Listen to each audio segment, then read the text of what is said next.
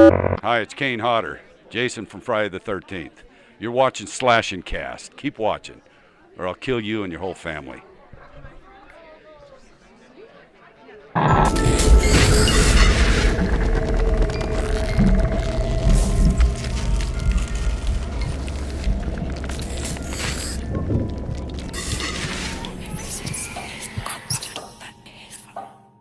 What's going on, horror fans? Welcome back to another episode of Slash and Cast. My name is Riley. That is Nick. Before we get things started, a couple announcements. For one, we have a little bit of a meetup planned, quote-unquote meet and greet, or quote-unquote dinner and a movie. It's date night with us. Yeah. Pretty much. On Thursday, October 18th, we'll be meeting at, I can't even say the restaurant name. Just look at the description below. It's a beautiful steakhouse in Rosemont, Illinois. After dinner, we will be going to the beautiful AMC Rosemont 18, which is just right down the road there. It's a slick little avenue. It'll be a good time. Dinner, answer some questions, just talk about things. Just have a good time. Go watch Halloween and enjoy the hell out of that. And then after that, we'll meet back up and discuss the movie some with you guys, okay? So if you want to do that, please make sure you RSVP because we will have to reserve spots at that restaurant. Right. And I need to know, as soon as possible. So RSVP, even if you think you might be able to make it, Rosemont, Illinois, RSVP. Okay, because I would rather have too many chairs than not enough. Yeah. It's going to be a good time. Hope to see you there. Other than that, all links you need in the description below, including Twitter, Facebook, Discord, Reddit, links to sponsor, links to merchandise, all of that. It's going to be a good time, okay? Everything in the description. Also, speaking of our Discord, we announced last week, we have a buy, sell, and trades option now on Discord where you can, just sell and buy and trade some stuff. If you're interested with other horror fans that are in our Discord, it's a good time. We'll be selling stuff in there too. There's only one listing so far, okay? It was by request that we added that. I need to see people selling stuff. Yeah. Damn it. But yeah, go ahead and check out our Discord if you're interested in that. With that, let's move in to our topics of the day, starting first with Halloween. There's a lot going on at Halloween. It seems like every day we talk about it, some other new clip came out, some other new trailer came out, reviews are coming out like crazy now because it just showed in Salem. So it's just everywhere right now. So a bunch of clips and trailers, all of which we should be talking about in separate reaction videos. So keep your eye out for that. Either probably the day after this, we'll have at least something out, okay? Yeah. But also, sources are telling Bloody Disgusting that work has already begun on the next Halloween film and that an unknown writer is already developing it and that Danny McBride and David Gordon Green probably won't be involved. It hurts a little, It hurts a little bit. The duo had discussed shooting back-to-back films at one point, and they even poked a little bit of fun at the idea of making a trilogy all at once. But why? Why would they not want McBride and David Gordon Green involved? Are they just not confident? They're confident they're going to make money, but not confident. Or for all we know, that they don't want to be involved. I think they would. I don't know. Maybe not. Maybe they don't realize there's a good sequel there, which is why maybe the back-to-back shooting idea got thrown out the window initially. Or maybe because since they probably already wrote a sequel for what they wanted to do and bringing in a different writer to develop a different story, they don't want to do that story. I don't know why Blum would do that to them. He would do them like that. Yeah, I would think it would come from the choice of Danny and David rather than from Blum, personally. There's really no point. I mean, they just handed a shit ton of money at you. You're getting good reviews so far. There's no reason to not. Yeah, there's no motivation from Blumhouse's standpoint to not let David Gordon Green, Danny McBride work on the next one. So I would think it would come from their side. Unless they have some weird contract with some other director. Maybe. I don't know. But it's if you're asking me, it's probably just something personal with Danny McBride and David Gordon Green from their standpoint. Not a bad thing. I mean, if they actually don't like the script, they don't want to do it or something like that, or they had a story they wanted to tell and aren't allowed to tell it, I don't know, man. There's a lot of things going on behind the scenes over there that we just don't know about. I want to know about it. Well, yeah, Hollywood's a shady place sometimes, the big industries, which is why it was always nice that Blum took these remakes like this, because Blum is so small and they make things so minimalistic and simplistic that it kind of brought some special things back into the slasher genre, which is what they did with Halloween. So, hey, I don't know. I'm interested, though. I am. It seems like, based on what we're seeing and the reviews, because we haven't seen the film yet. We didn't go to Salem to see the film. It seems like a sequel is probably pretty worthy. You know who did get to go? Yeah, Jimmy I Champagne. do know who got to go. Jimmy Champagne. He's a great review out, by the way. Yes. Makes me even more excited. If Jimmy likes it, we'll like it. Yeah. No doubt about it. He does a good job at clarifying why Michael is so brutal. Yeah. And like, I think he made me feel better about the brutality that we've seen so far. So there's that. With that though, let's move on to our next topic of the day. That being Friday the 13th Killer Puzzle. Friday the 13th Killer Puzzle is coming to, get this, Nintendo Switch. What? Wow. Via the Nintendo eShop on October 25th. Wow. Wow. But how? That's really interesting because, you know, Nintendo has always tried to be family friendly with the Switch. Mhm. There's a few, you know, games on there that aren't, you know, but this one is, you know, it's is this MA? I don't know how.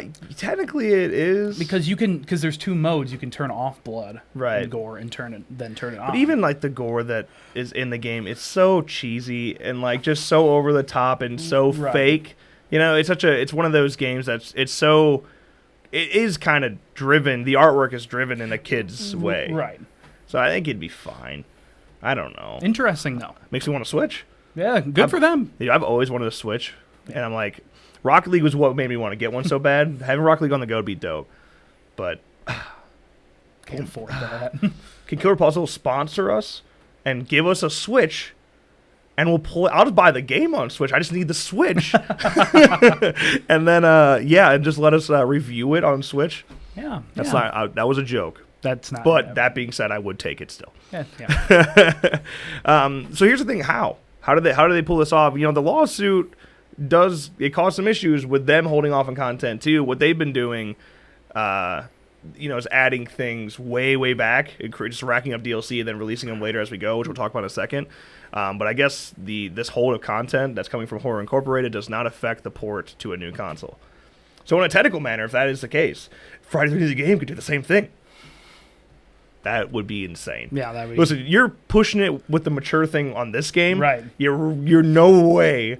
I think there are like a few mature games on the Switch. I don't know. I'm like, maybe it's possible. It's just like that's a lot of I don't know. work for one. Right. A lot of money spent, especially considering you can't make content anymore. Is it worth the transition? Right. You know, but Killer Puzzle, you know, they can do it. Well, yeah, it's just more simplistic of a game. Mhm. You know, it doesn't cost as much to make How that much, work. So it was free on Steam. Was it? Yeah. Oh, Was it not? I don't think so. I'm like, Maybe release week it was. I don't know. Because I know Slayaway Camp wasn't. All right, you looked it up. I'll talk about this next thing. Also from Friday the Killer Puzzle, okay, they have a new Jason coming out. Take a look at it. It's not a crazy one. This is one of the more simplistic ones for him. Just a simple butcher Jason. It literally looks like a Leatherface Jason with a meat cleaver. So we got a little bit of Leatherface Jason going on. Pretty neat. Yeah. That's coming this Halloween. But again, the lawsuit, how is it possible? This is what they did. If you got it into the game before the lawsuit initially caused the end of content, it was basically a loophole. You could post that content later down as long as it was in the files. Right. So what they did is basically and since it's way easier to make a Jason in this game than it's Friday in the game. Right. Okay. It takes like a day for those. So a lot different. They just have a bunch of stuff in the files a long time ago, and they're slowly releasing them as they go. Right. So Killer Puzzle is free on Steam. Wow. So I wonder if it's going to cost anything. It has to, right? But Again, can they do that? Send me the Switch. I'll buy the game. I wonder. I mean, yeah, like we know with the Friday the 13th game content hold, they're allowed to sell the game that already exists, but are they able to sell this on a new console? I don't know, man. Because it's free on Steam and it's free for devices. Yeah. So it would have to be free on the Switch. It probably will be. It's the DLC that drives the money. Right. Maybe that's not a loophole, but maybe that's part of it. Like it's free. Can they sell this? Are they selling Butcher Jason? I'm not. I don't think there's any word on it right now. I think it's gonna be. Like it'll probably be the same thing with unlocked the. in crates. I think that's actually what changed. That's why Ghost Jason. Well, Ghost Jason also that could be issues with like it being a fan film. Jason, like Yeah. if you make it free, if they would have like had to pay for it, then Womstomp Films would have gotten a cut. I don't know how that works, dude.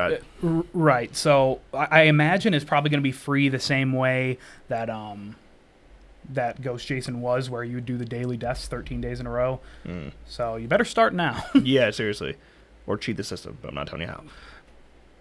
You can figure it out. Message me on Discord. Okay. They did say a while back, quote unquote, we have a few secret Jasons we embedded in the game long before the legal deadline. So, yeah, the 25th through the 31st is going to be a hell of a week for Friday the 13th Killer Puzzle. Good for them. Yeah, if you haven't already played, go play. It's free. It's free, and then you go get all the DLC. Yeah, there's a lot. There's a lot of Jasons you can lock, a lot of different maps and levels, and it's a good time. Yeah.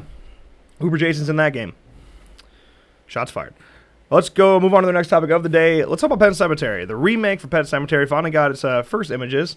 Now, King's story revolves around Dr. Lewis Creed and his family after they moved from Chicago to rural Maine and are soon discover that their idyllic existence hides a terrifying secret. The secret begins to be revealed after the family cat is killed on the busy highway near their farm, and Lewis buries it in a nearby burial ground for dead pets. The cat comes back to life, but it's not exactly the same animal it was before. From there, things only get darker and more horrifying for Lewis and his wife and kids. Okay. So let's go through these images one at a time and just kind of, the thing with these images, they're like nice and they look cool, right? But they just have such an artistic photography look to them. And these are supposed to be stills. So No way. That's what we're getting anyway. And they could be. It's just, they seem so odd. Yeah. This first one specifically, this looks like a picture just taken of a cat, literally meant for a poster. Yeah. So I don't know if this is a still or not. Just saying, it's just a little weird. This next one, it does seem like a still, but once again, just very artistic, very driven by blue, low-key lighting. But it's pretty cool. Yeah. This next one, again, looks very artistic to me. Mm-hmm. Seems like, you ever see those like horror websites where people just like recreate certain photos? Yeah. It just looks like that. It doesn't look like a movie. Yeah, it doesn't look like a movie. I don't know. Maybe that's what they're going for. Something because the way it's lit here is you have high key lighting on your cast members and low key lighting in the background, and it's just interesting. Yeah. It's an interesting choice, but it could be exactly what they're intending to do. Well, I'm sure that it was intentional, but then the next one. All right, this is a cool picture in general. Curious what the house is in the background there. If you see it jumped off from the tree there, little bird house. And yeah, just our first look at the cemetery itself with where they probably just buried the kitty. No. Again, weird table. Next picture here. Weird little family dinner. Yeah, I feel him, his mood. I feel that. Yeah. Again, just opposite in colors here. You have very warm orange lighting on them, and then you're tossing low keys on the wall, and it's pretty cool. I like it. It just, again, this is such a wide angle, too. Yeah. Like, how wide this shot is intentionally is causing a bit of, like, a fisheye feel. Yeah. I don't know, man. Like you're saying with his mood, that can be very intentional. Like, we feel out of it. Even though we're right at the table on this shot, we're so fisheye that we feel out of it. Despite being right there, maybe that's how he feels too. Yeah. Yeah. Artistic choices, And then again, the last picture, or the last still, quote unquote, just the Pet Sematary itself. A little bit of grave markers back there. Looks cool. Yeah. Still in it. Then a bit of a behind the scenes photo. Just discussing things, reading things. I like photos like this. Yeah. But even this is very artistic. Yeah. I don't know, man. Like, they were just, whoever prepared these stills was going for a goddamn Oscar. Yeah. I don't get me wrong, like, it's probably not going to be bad, but I'm not into it. These stills do not, hype me at all. I've never really, as soon as they announced it, I'm just kind of like, oh, okay. Kitty. The kitty. And then I was just never into it. Hopefully you can, prove me wrong when we see a trailer and it can draw me in, but I like Pet Sematary, but it always, like, out of the King's, adaptations into film, I feel like Pet Sematary is always one of the weaker ones. yeah, I agree. I don't know. I hope it's a worthy remake because it's just kind of one where King's novels deserve a proper remake. Yes. But hey, it's set for release on April 5th, 2019. So if you're interested, don't forget the date. Mark your calendars. April 5th, 2019. Let's move on to our next topic of the day. Things are getting sad here for a little bit, but exciting at the same time. Let's talk about George Romero, okay? Back in July of 2017, we did lose George Romero. He passed away, and it was a loss that horror fans were really still feeling today. It was awful, man. It was crazy. Then you mix that with people like Adam Green and his story with George Romero, and it's there's a lot going on. It was really sad. Yeah. But comicbook.com, all right, they George Romero's wife, Susan Desrocher Romero, has just teased that Romero left behind both scripts and even a never-before-seen film. What? Right? Pretty crazy. She says that George has many scripts. We have very many scripts that he's written, and so you just never know what's going to pop up. Road of the Dead is in the works, I think. I think it's sputtered a little bit, but we'll see what happens. He loved to write, and we have 40 to 50 scripts that he's written, and a lot of it is very good. He had a lot to say, and he still does, because I'm going to make sure that he does. It's my mission. Wow. Yeah. 40 to 50 scripts? How do you even write that much? Wow. Yeah, good lord. Are they all zombie scripts?